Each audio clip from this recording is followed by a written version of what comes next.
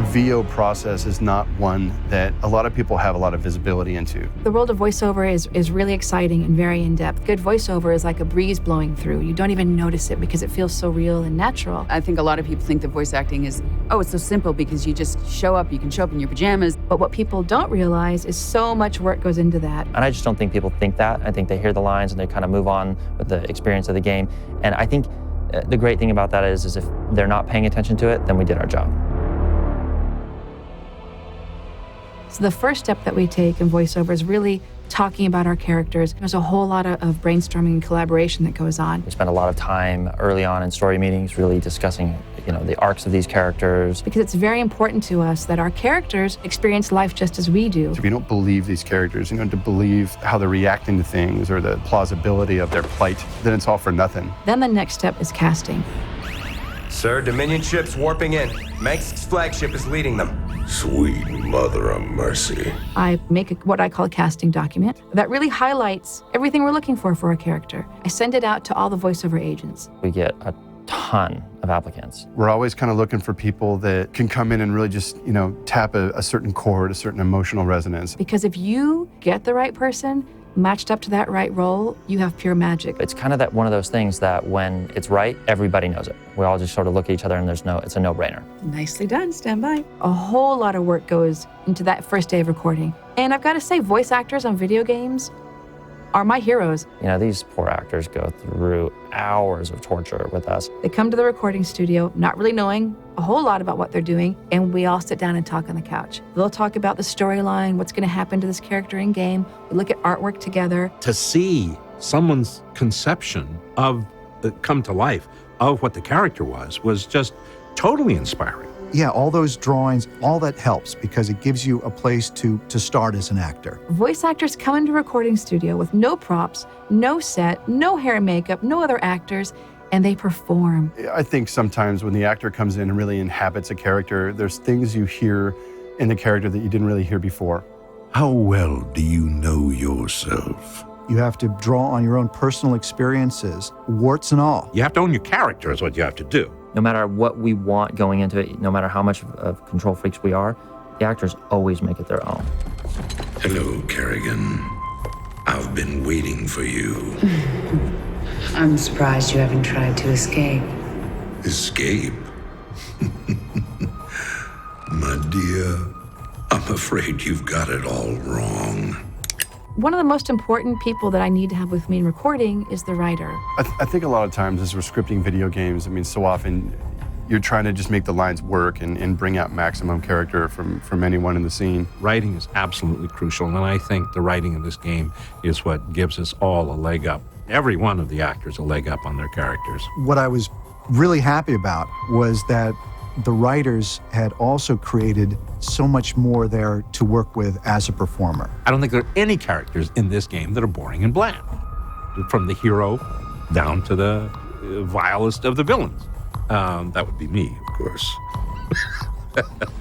I was called upon to serve the greater interest of humanity.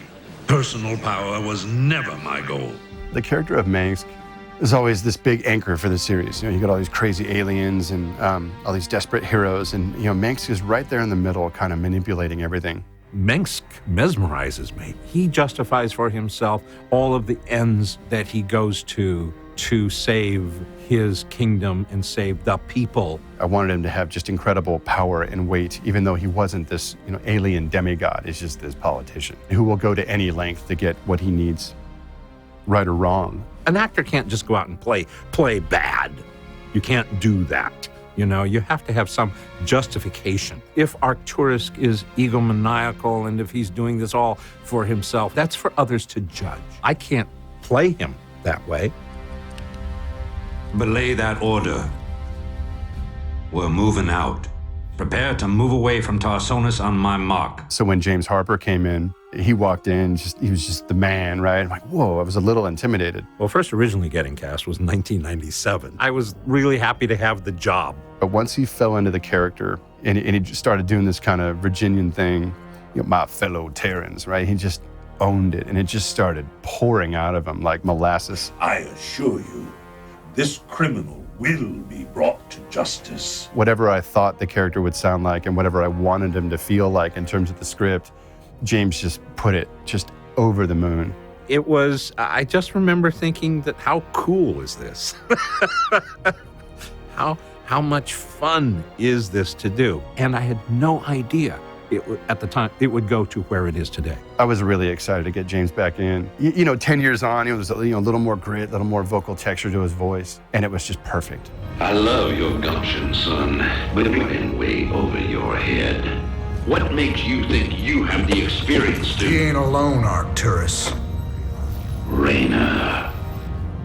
When we cast Wings of Liberty, it had been many years since the original Starcraft game. We were all kind of wondering, how the original cast would do. It had been something like 10 years. In the case of Rainer, there was a time there where we were really looking at the character and talking about who he was and how he's going to evolve in these new chapters. When I did the first game back in 1998, I was really not aware of the impact that Starcraft had. Basically it was a job for me. The game hasn't been out in a long time. Should we be thinking about kind of like stars to come in? People with some name cred on the street. It wasn't really that we wanted to move away from him. It was just that we were looking to broaden his scope. What was interesting about coming back 10 plus years later was that there was obviously going to be an evolution to the character. We listened to all these different actors, and we just realized that the original guy nailed it. He got into that booth and just killed it. I moved heaven and earth to bring you back, Sarah. I never gave up on you, Sarah. Don't you give up on us.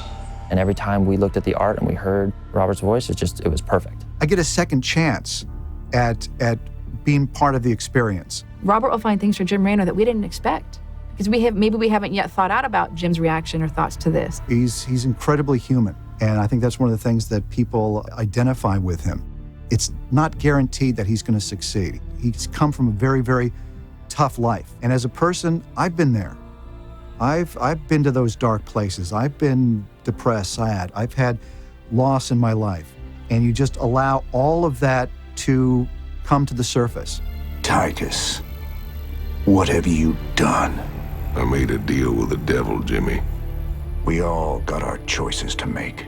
I'm so glad that he came back in, because he's just the heart of the whole thing, and just that texture and richness of Raynor's voice, it's just kind of this anchor point through the series. To wake up in the morning and know that I get to go down to the studio and be the voice of Jim Raynor, I mean, come on, to be honest with you, that doesn't suck. The killing will never stop until Minsk is dead.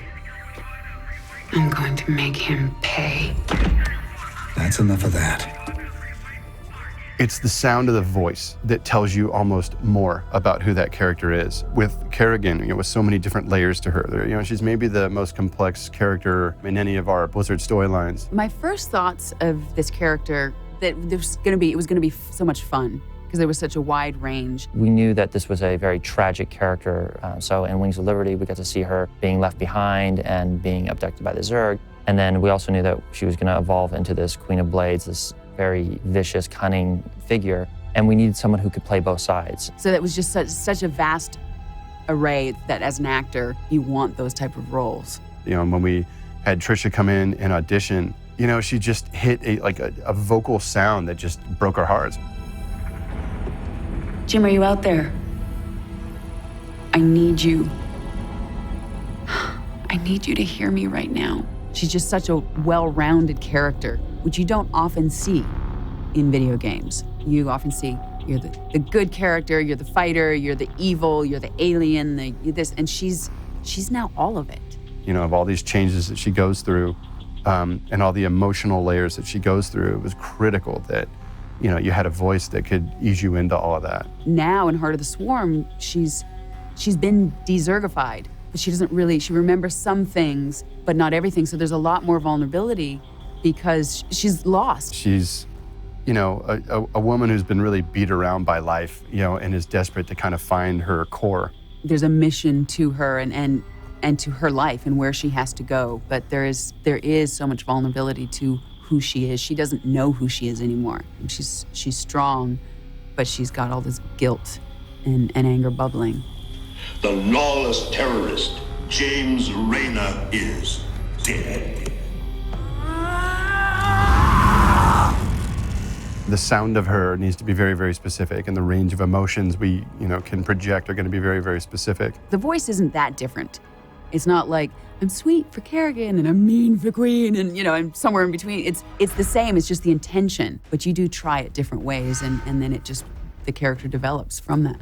I'm coming for you, Minsk, and you won't have any hybrid to protect you. She needs to sound human above all else. She needs to sound like just someone that could live next door. We felt that Trish has just absolutely hit that and really brought, a level of emotionality to Kerrigan that is critical in terms of the end user, the player, ultimately really identifying with the character. Kerrigan is such a story. I just find it really, really intense, her story in this game. So I can't wait to get the fan reaction from Heart of the Swarm. For I am the Queen of Blades.